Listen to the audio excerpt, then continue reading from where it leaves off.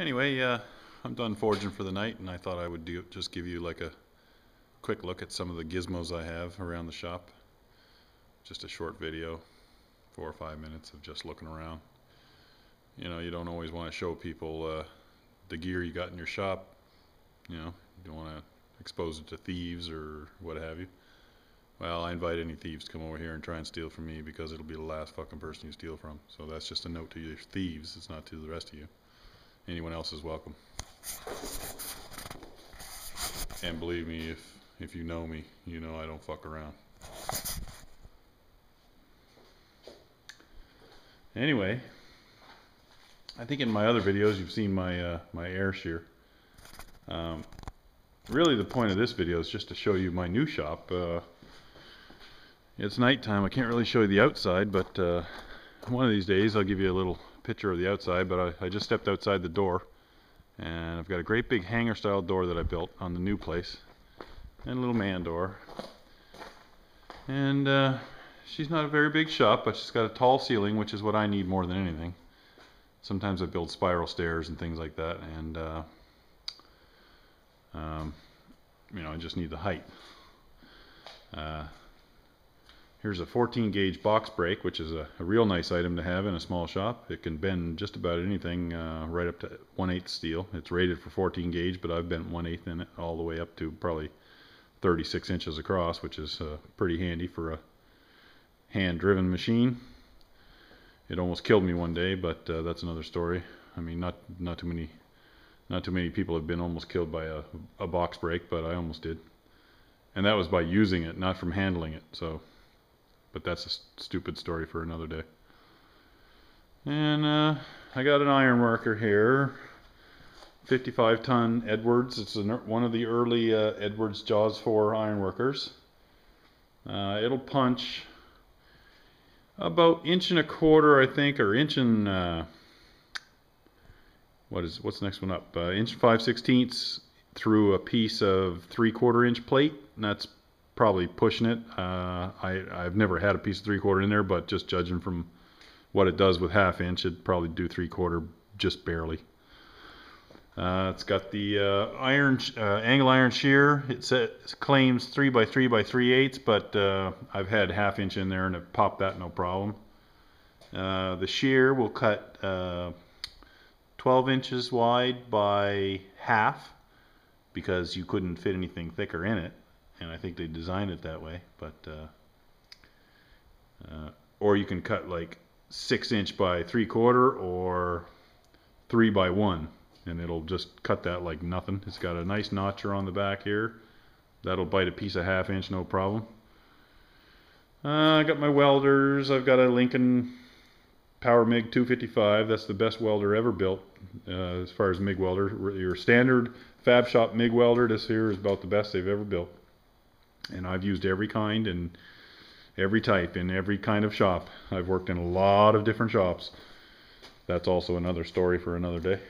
But I have a TIG welder here. There'll be a demo on that someday. This is another TIG welder. It kind of shit itself. Never buy Chinese equipment. It'll just let you down. Liquid Air put their name on it, and a part went in it, and they claimed it was obsolete, and it was on the market only 4 years ago, and the parts are obsolete, the board's obsolete. So don't buy anything from Liquid Air. And if they want me to take this video down, I will, but the truth is the thing shit itself and they didn't back it. So anyway, fuck Liquid Air. So my MIG weld, or my TIG welder, my main one, that's my newer one. It's a Precision TIG 225. It's a nice machine. Pretty basic, but does the job. Got my plasma cam. You've seen my other videos on the plasma cam. I'll do some more stuff on that. I mean, it does what it does. It's nothing special. Saves a lot of time. Here's my various grinders. This is only some of them. There's 4 of them on the table right now. I got some Walter Big 6s there. I got some Makita 5-inch. Princess Auto crap that burned up.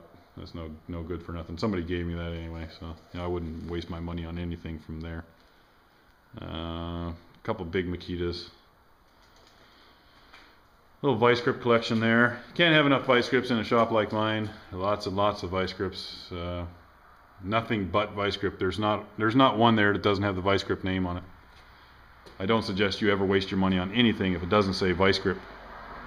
You know, that's how much I love them. I made my own little sign for my vice grips because vice grips rock. Same as a crescent wrench. The best crescent wrench is the one that says Crescent right on it. Crescent Company made a good wrench for a long time. They started farming it out to China or wherever the hell they make them now, and they're not nearly as good, but they were pretty damn good for many, many years, probably nearly 100 years. Yeah, you keep your hand tools up on the board here, things you use quite often, clamps and crescent wrenches and things like that. These aren't actual crescent wrenches. I'm too cheap to buy them anymore, but and they do break. I've broke the Chinese ones many times, but I don't use them that often. It's just sometimes you need the big ones, and I'm not going to buy a $100 crescent wrench when I can buy a $20 Chinese one. I know that sounds hypocritical, but you have to be a hell of a man to break one of these fucking things. I got a Hosfeld bender here. This is an original Hosfeld number 1, which is very rare. I'm not even sure if the Hosfeld number 2 dies fit, but when I picked up this one for $500, it came with all these dies. I probably got about $3,000 worth of dies there. So there's some of my hammers. This is none of these, well, a couple of them are forging hammers, but most of these are just shop hammers. I got a couple little blacksmith hammers here. This one's a beauty. I picked up at a yard sale one day down in Lunenburg. Said it came out of a warehouse. They hadn't picked through these boxes in like 80 years, so this was like a brand new hammer, and it's got this, I don't know if you can see the pattern on it. It's kind of hard to see, but it's got like a 4-leaf clover, a diamond, and a heart. There's no spade on it, but you would think there would be one. But she's a beauty. I've never dressed it up for actual usage yet, like rounding the corners and things. And anyway, I got an old drill made by Canadian, which was, I believe, Buffalo owned the company, or one way or the other. Canadian blower and forge tag on there. It's a Canadian number 18. I guess it's an 18-inch drill. And down below it says Canadian Buffalo, actually. Canadian Blower and Forge Company, Kitchener, Ontario. Big old drill. It's my beer bottle collection. It's just a couple days worth. And that's pretty much it. Oh yeah, I got the big torsionator machine. I think you saw that kind of being put to use in one of the other videos, but someday there will be a video devoted just to this machine. It can do anything. And also I'm going to do a video of the my actual fabrication table. It's a big table. And that's pretty much it. Nothing of any real value in here. Lots of big heavy tools, but